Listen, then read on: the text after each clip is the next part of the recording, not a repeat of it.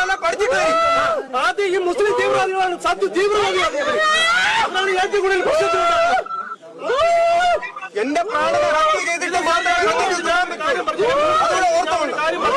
നാട്ടുകാരെ വാക്യം കേട്ടുകൊണ്ട് വരണ്ട. അച്ഛന്റെ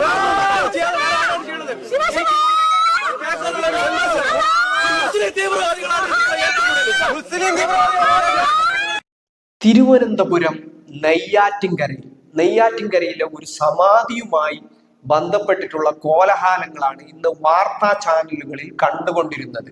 ഉച്ചക്ക് മുതൽ തുടങ്ങിയ വലിയ രീതിയിലുള്ള സംഘർഷാവസ്ഥ, അതിനെ തുടർന്ന് അവിടെ പോലീസ് ഇടപെടുന്നു, നാട്ടുകാരിടപെടുന്നു, വലിയ രീതിയിലുള്ള വിഷയങ്ങൾ ഉണ്ടാവുന്നു എന്നുള്ളത്. എന്നാൽ ഇതിൽ ശ്രദ്ധിക്കേണ്ട കാര്യം ഈ സമാധിയുമായി ബന്ധപ്പെട്ട് ഇവിടുത്തെ കുടുംബം പറയുന്ന ചില കാര്യങ്ങളാണ്. അതായത് ഈ പോലീസിനെയൊക്കെ അവിടെ കൊണ്ടുവന്ന് ഇത്തരം കാര്യങ്ങളൊക്കെ ചെയ്യുന്നത് മുസ്ലിങ്ങളാണ്, മുസ്ലിം തീവ്രവാദികളുടെ വാക്കുകേട്ട് ഈ വഴിക്ക് വരേണ്ടതില്ല എന്നുള്ള കാര്യങ്ങളാണ് ഇവർ പറയുന്നത്. യഥാർത്ഥത്തിൽ എന്താണ് തിരുവനന്തപുരം നെയ്യാറ്റിൻകരയിലെ ഈ ഒരു വിഷയത്തിൽ ഉണ്ടായ കാര്യങ്ങളെന്ന് നമ്മൾ വ്യക്തമായി മനസ്സിലാക്കേണ്ടതുണ്ട്. കാരണം ഇത് ഇങ്ങനെ ഒരു കാര്യങ്ങൾ ഉയർത്തിവിട്ടിരിക്കുന്ന അതിന്റെ യഥാർത്ഥ പ്രശ്നങ്ങളെ അഡ്രസ്സ് ചെയ്യുന്നതിന് പകരം എല്ലാ വിഷയങ്ങളും ഇങ്ങനെ മുസ്ലിം സമുദായത്തിന് നേരെ ഇങ്ങനെ വെറുപ്പ് പ്രചരിപ്പിച്ചാൽ, അത്തരം കാര്യങ്ങളിലേക്ക് കൊണ്ടുപോയാൽ യഥാർത്ഥ പ്രശ്നങ്ങളിൽ നിന്നും രക്ഷപ്പെടാൻ കഴിയുമെന്നുള്ള ഒരു കാര്യം കേരളത്തിൽ ഉണ്ടായിക്കൊണ്ടിരിക്കുന്നു എന്നുള്ള ഒരു യാഥാർത്ഥ്യം നിലനിൽക്കുന്നുണ്ട്. ഈ യാഥാർത്ഥ്യങ്ങളെ ഉപയോഗിച്ചുകൊണ്ടാണ് ഈ വിഷയങ്ങൾ സംഭവിച്ചു കൊണ്ടിരിക്കുന്നത്. ആര് എന്ത് വിഷയങ്ങൾ ഉണ്ടായാലും ഉടനെ തന്നെ മുസ്ലിം സമുദായത്തിന് നേരെ മുസ്ലിം തീവ്രവാദവും ഒക്കെ കൊണ്ടുവന്നാൽ ഇത്തരം വിഷയങ്ങളിലെ യഥാർത്ഥ പ്രശ്നങ്ങളെ മനസ്സിലാക്കുന്നതിന് പകരം, യഥാർത്ഥ പ്രശ്നങ്ങൾ ചർച്ച ചെയ്യുന്നതിന് പകരം അക്കാര്യങ്ങളിലേക്ക് പോയിക്കൊണ്ട് തങ്ങൾ ആ വിഷയത്തിൽ നിന്നും ഒഴിഞ്ഞു മാറുമെന്നുള്ള ഒരു സമീപനം, അല്ലെങ്കിൽ അത്തരം ഒരു ഇസ്ലാമോഫോബിക് ആയിട്ടുള്ള ചിന്താഗതി ഇത്തരം ആളുകളിന്റെ മനസ്സുകളിലേക്ക് കടന്നു കയറിയിട്ടുണ്ട് എന്നുള്ള യാഥാർത്ഥ്യ ബോധം നമ്മൾ കേരളത്തിലെ ഓരോ ജനങ്ങളും ഉൾക്കൊള്ളേണ്ടിയിരിക്കുന്നു. അത്തരം കാഴ്ചകൾ കൂടിയാണ് ഇന്ന് തിരുവനന്തപുരം നെയ്യാറ്റിൻകരയിൽ വാർത്താ മാധ്യമങ്ങളിലൂടെ പുറത്തു വന്ന കാര്യങ്ങൾ പ്രകാരം മനസ്സിലാക്കാൻ കഴിയുന്നത്. എന്താണ് അവിടെ സംഭവിച്ചിരിക്കുന്നത് എന്നുള്ള വിശദമായിട്ടുള്ള കാര്യങ്ങൾ നമുക്ക് പരിശോധിക്കാം. തിരുവനന്തപുരം നെയ്യാറ്റിൻകരയിൽ ഗോപൻ എന്നുള്ള വയോധികൻ മരിക്കുകയാണ്. അദ്ദേഹത്തെ മരണത്തെ പറ്റിയിട്ടുള്ള സംശയങ്ങളാണ് ഇപ്പോൾ ഈ വിഷയങ്ങൾ ഉണ്ടായിരിക്കാനുള്ള പ്രധാനപ്പെട്ട കാരണം എന്നുള്ളത്. അദ്ദേഹത്തിന്റെ കുടുംബം അവിടെ സമാധിയിൽ അടക്കം ചെയ്തു എന്നാണ് മനസ്സിലാക്കാൻ കഴിയുന്നത്. അങ്ങനെ സമാധിയിൽ അടക്കം ചെയ്തത് അദ്ദേഹത്തിന്റെ മരണത്തിന് ശേഷമാണോ, അല്ലെങ്കിൽ അദ്ദേഹത്തെ മരണത്തിന് മുമ്പ് സമാധിയിൽ അടക്കം ചെയ്തു, അങ്ങനെയുള്ള സംശയങ്ങൾ നാട്ടുകാരെ സംബന്ധിച്ചിടത്തോളം ഉണ്ടാകുന്നുണ്ട്. അങ്ങനെ ആ നാട്ടുകാർ ഈ ഒരു വിഷയത്തിൽ യഥാർത്ഥത്തിൽ എന്താണ് സംഭവിച്ചിരിക്കുന്നത് എന്ന് വ്യക്തമാവാൻ വേണ്ടി അദ്ദേഹം മരണപ്പെട്ട കാര്യം അവർ സ്ഥിരീകരിക്കുന്നുണ്ട്. അതായത് അദ്ദേഹം സമാധിയായെന്നാണ് കുടുംബം പറയുന്നുള്ളത്. ഏതായാലും അത്തരം കാര്യങ്ങൾ അവിടെ സംഭവിച്ചിരിക്കുന്നു എന്നുള്ളത് ഒരു യാഥാർത്ഥ്യമാണ്. ആ യാഥാർത്ഥ്യങ്ങൾ മനസ്സിലാക്കിക്കൊണ്ട് അവിടെ അദ്ദേഹത്തെ സമാധിയിൽ അടക്കം ചെയ്തു എന്നാണ് മനസ്സിലാക്കാൻ കഴിയുന്നത്.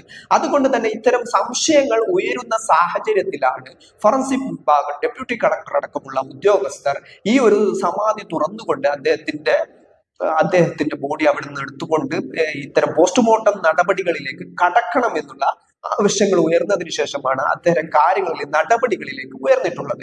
സ്വാഭാവികമായിട്ടും ഒരു ഇന്ത്യൻ പൗരന്റെ വിഷയത്തിൽ ഉണ്ടാവേണ്ട ചില നിയമ നടപടികൾ മാത്രമാണിത്. അത്തരം നിയമ നടപടികളിലേക്ക് നീങ്ങുമ്പോഴാണ് വലിയ രീതിയിലുള്ള സംഘർഷങ്ങൾ ഉണ്ടാക്കുന്ന രീതിയിലുള്ള പ്രവർത്തനങ്ങൾ അവിടെ ഉണ്ടായിരിക്കുന്നത് എന്നുള്ളതാണ് നമ്മൾ മനസ്സിലാക്കുന്നത്. അതായത് അതിനിടയിൽ തന്നെ കൃത്യമായിട്ട് ഈ ഒരു കുടുംബം വലിയ പ്രതിഷേധവുമായും രംഗത്ത് വരുന്നു. അദ്ദേഹത്തിന്റെ ഈ സമാധിയായി എന്ന് പറയപ്പെടുന്ന ഗോപൻ എന്നുള്ള ആളുടെ ഭാര്യ തന്നെ താൻ ആത്മഹത്യ ചെയ്യുന്നു പറയുന്നു, മകൻ ആത്മഹത്യ ചെയ്യുമെന്ന് പറയുന്നു. അങ്ങനെ കുടുംബം വളരെ വലിയ ഭീഷണികൾ ഉയർത്തുന്നു. ഒരിക്കലും സമാധി തുറക്കാൻ കഴിയില്ല എന്നും ഇത് ഞങ്ങളുടെ വിശ്വാസപരമായ കാര്യമാണ് എന്നും ഇതിൽ ആർക്കും ഇടപെടാൻ അവകാശമില്ല എന്നും ആരും ഇടപെടാൻ കഴിയില്ല എന്നുമുള്ള വാദമുഖങ്ങളുമായി രംഗത്ത് വരുന്നു. അതിനെ പിന്തുണച്ചുകൊണ്ട് ഒരു വിഭാഗം രംഗത്ത് വരുന്നു. അങ്ങനെ വലിയ രീതിയിലുള്ള സംഘർഷങ്ങൾക്ക് അവിടെ കാരണമാകുന്നു. പോലീസും അതുപോലെ തന്നെ ഈ വ്യക്തുമായി ബന്ധപ്പെട്ട് അവിടെ തടിച്ചുകൂടിയ ആളുകളും ഒക്കെയുള്ള സംഘർഷങ്ങളിലേക്ക് അത് വഴിമാറുന്നു. ഇങ്ങനെ വലിയ രീതിയിലുള്ള പ്രശ്നങ്ങൾക്ക് ഇടയായതിനു ശേഷം സ്വാഭാവികമായിട്ടും താൽക്കാലികമായി ഇത്തരം നടപടികളിൽ നിന്നും പിന്മാറേണ്ട സാഹചര്യം പോലീസിനെയും ഇവിടുത്തെ ഭരണകൂടത്തെയും സംബന്ധിച്ചിടത്തോളം ഉണ്ടാകുന്നു എന്നുള്ളതാണ്. അതായത് കളക്ടർ പറഞ്ഞിരിക്കുന്ന കാര്യം എന്താണെന്ന് വെച്ചാൽ ഇത്തരത്തിലുള്ള ഒരു സംഘർഷങ്ങൾക്ക് സാധ്യതയുള്ളത് കൊണ്ട് നിലവിൽ ഈ ഒരു പ്രക്രിയയുമായി ബന്ധപ്പെട്ട് മുമ്പോട്ട് പോകാൻ സാധ്യമല്ല എന്നുള്ളത് കൊണ്ട് താൽക്കാലികമായി ഈ നടപടികൾ നിർത്തിവെച്ചിരിക്കുന്നു എന്നുള്ളതാണ്.